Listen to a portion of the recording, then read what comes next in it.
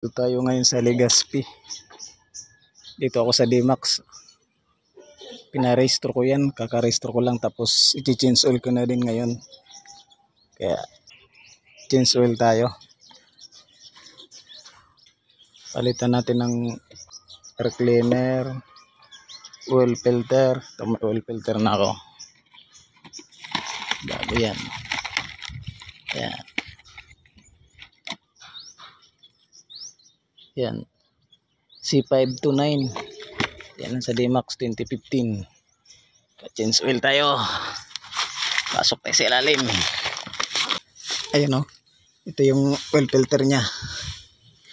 And drain plug ng langis. Buksan lang natin yan.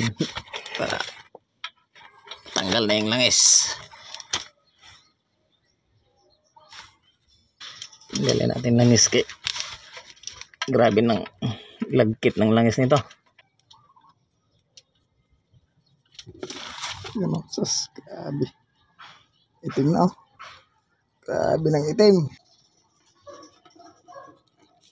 Okay.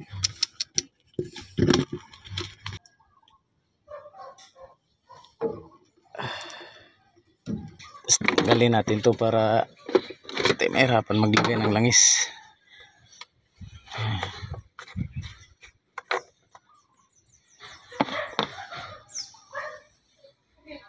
Ayan ang fully synthetic gasoline diesel.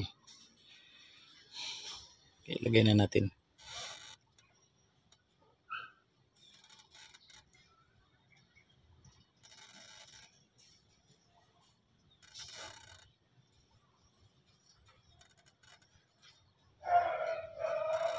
Kurugag kamot eh.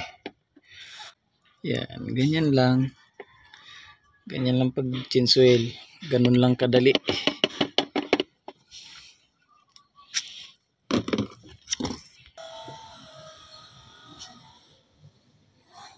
Check na natin ang langis.